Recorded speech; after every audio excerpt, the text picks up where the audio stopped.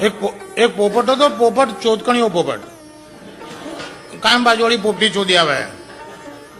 તો એકવાર પેલા કમ્પ્લેન કે તમારો પોપટ તમે ઓફિસ જાઓ છો ને પછી બહાર આવીને મારી પોપટી ચોદી જાય છે.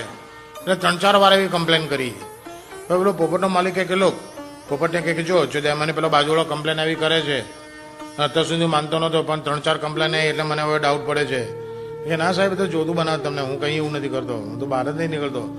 તો કે ના અત્યાર સુધી કર્યું તો ફર્ગેટ ઇટ, પણ હવે જો ત્યાં કર્યું અને જો એમાં પકડી ગયો મારા હાથે 2 રેડ હેન્ડેડ તો તારા માથા પર બધા વાળ કાઢીને ટકલું કહીને ગાલ દઈશ. તો કહો કે એઝ યુ પ્લીઝ.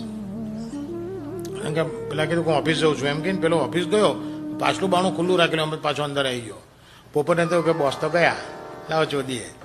તો ગયો બાજુની પોપટી પર ચડ્યો ભેગા જ પેલા પકડ્યો એને અસ્ત્રો લઈને બધા વાળ કાઢી નાખ્યા અને ગાલી દીધો પાંજરામાં. એ વાતને 15 દાડા થયા ને એ ઘરમાં પાર્ટી હતી, એ બધા બહુ મહેમાન આવેલા, તે અમે ખાવ ટકલું આવેલો. થોડો પોપટ પેલા ટકલું કે એક્સક્યુઝ મી, પેલો કે શું છે કે બાપુ ચોથા પકડાયા હતા.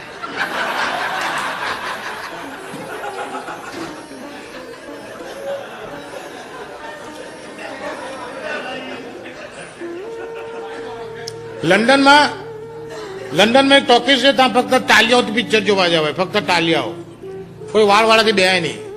એક વાર એક વાળ વાળો બેસી ગયો કે બેંચો ધંધામાં શું ખબર પડે વાળ છે કે ટાલ છે, બેસી ગયો. અને એ તારે મેનેજરનું ચેકિંગ આવ્યું. મેનેજર કે બધા પર બેટરી મારવાની ના હોય, દરેક રૂમમાંથી પાછળથી નીકળે અને હાથ ફેરવતો જાય આગળ. હાથ ફેરવતો પેલા ટકલુની રોમાં આવ્યો, એટલે વાળવાળાની રોમાં આવ્યો.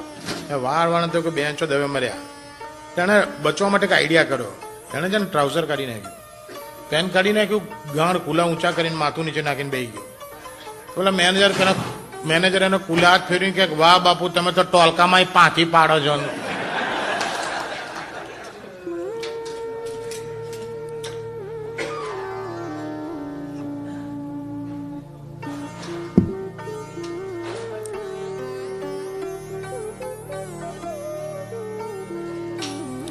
એક short but very nice joke, બહુ ટૂંકો જોક છે પણ બહુ મજાનો જોક છે.